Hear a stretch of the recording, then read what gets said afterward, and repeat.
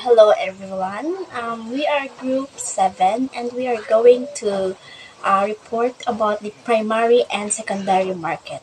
So, first, we have the introduction. So, a good capital market is an essential prerequisite for industrial and commercial development of a country. Credit is generally required and supplied in short term and long term basis. The long term capital needs are met by the capital market. So, capital market is a central coordinating and directing mechanism for free and balanced flow of financial resource into the economic system operating in a country. So, the development of a good capital market in a country is dependent upon the availability of savings, proper organizations of its constituent units, and the entrepreneurship quantities of its people. So in general, both short-term and credits are indeed needed and provided. The capital market provides the long-term of capital requirements, and a nation's potential to build a strong capital market is based on the amount of savings that are available. So next is, what is capital market? So capital market is a market for medium and long-term funds. It includes all organizations, institutions, and instruments that provide long-term and medium-term funds. So, according to V.K. Bala, capital market can be defined as the mechanism which channelizes savings into investments or productive use. Capital market allocate the resources amongst alternative uses. So, what does capital market means? So, in the capital market, bonds, stocks, and other financial instruments are bought and sold by buyers and sellers. So, capital market are for medium and long-term investments, and all companies, institutions, and tools that offer long-term and medium term financing are included. So, next is the objectives and importance of capital market. Um, Number one is ensures the best possible coordination and balance between the flow of savings on the one hand and the flow of investment leading to capital formation of the other. Number two is the direct of flow of savings into most profitable channels and thereby ensure optimum utilization of financial resources. The third one is demobilization and concentration of national savings for economic development. And the last one is the mobilization and import of foreign capital and investment to augment the deficit and the required financial resources so as maintain the expected rate of economic growth. Um, so this means that capital market directs the flow of saving into the most profitable channels in order to ensure the best possible coordination and balance between the flow of savings and the flow of the investment also that leads to the capital formation, and the capital market is also concentrating or mobilizing national savings for economic growth. Um, so next is the nature of the features of capital market. So we have five natures, and these are the link between savers and investment opportunities, deals in long-term investment, utilizes intermediaries, determinant of capital formation, and government rules and regulations. And the next is the functions of capital market, which are mobilization of financial resources on a nationwide scale, securing the foreign capital, and the effective allocation of the mobilized financial resources. There are two types of capital market, which is called primary and secondary. Primary market is also known as new issue market. As in this market, securities are sold for the first time. New securities are issued from the company. Primary market companies goes directly to investor and utilities. These funds for investment in building, plants, and machinery, and etc. Ang example sa primary market is, let's say for example, na ay nagtukod sa inyong hangtan building. Nya, nagkinahanglan sila og fund. Tapos, kini siya nga company, in order to add capital, nag-issue sila og new securities para sa mga investor. Direct investor ani siya nga ginatawag.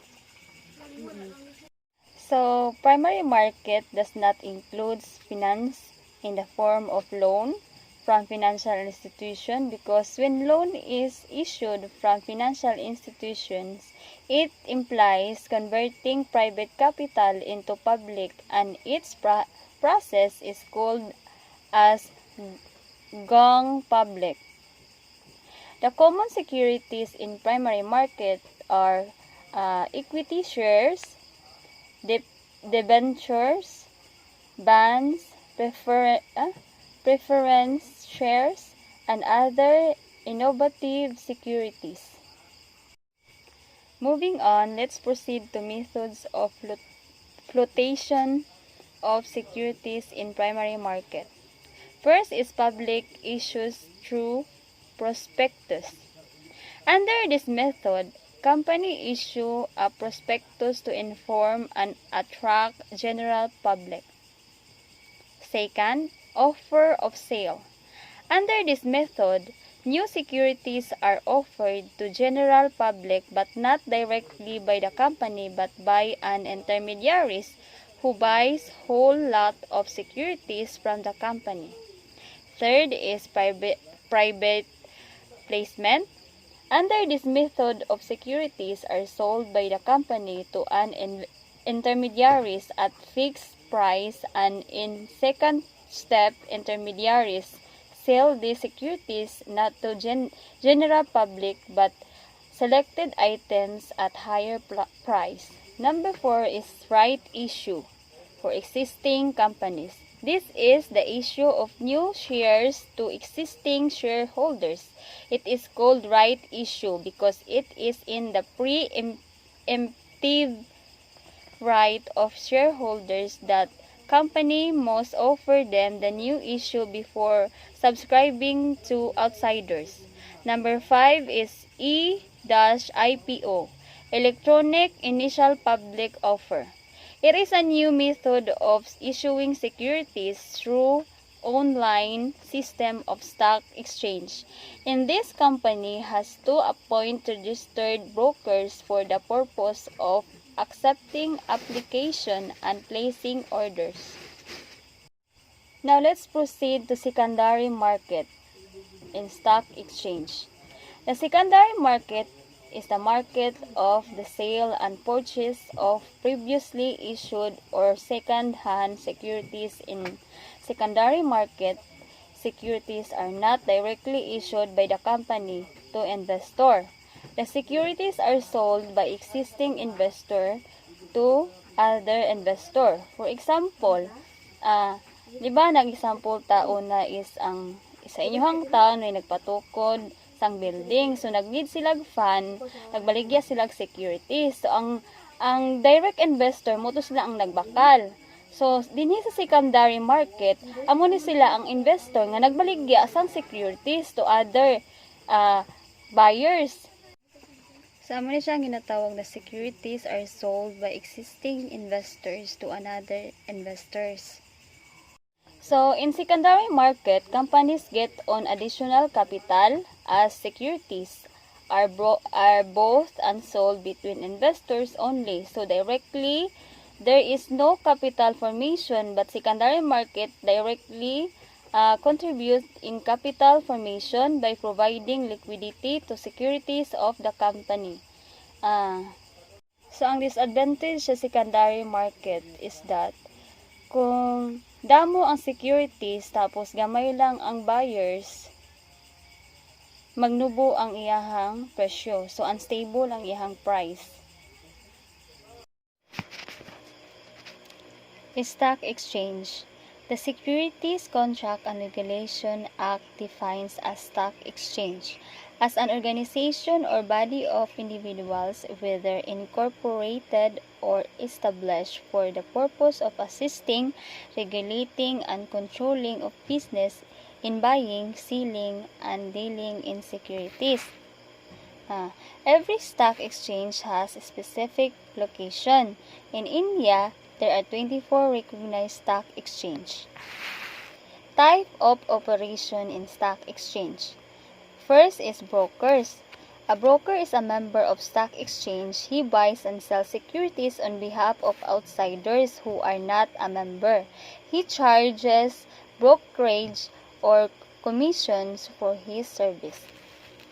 Second is jobbers.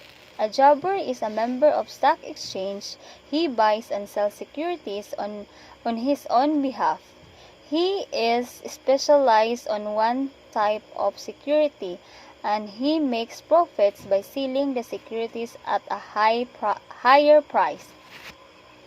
Third is bulls.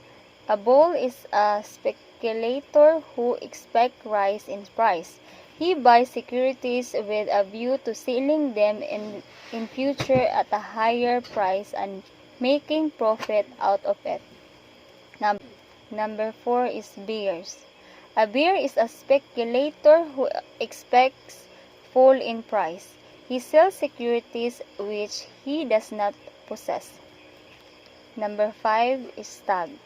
A stag is also a speculator who applies for new securities in speculation that price will rise by the time of allotment and he can sell them at premium. Function of stock exchange of secondary market. First, economic barometer. Economic barometer, it is a reliable barometer to measure the economic condition of the country.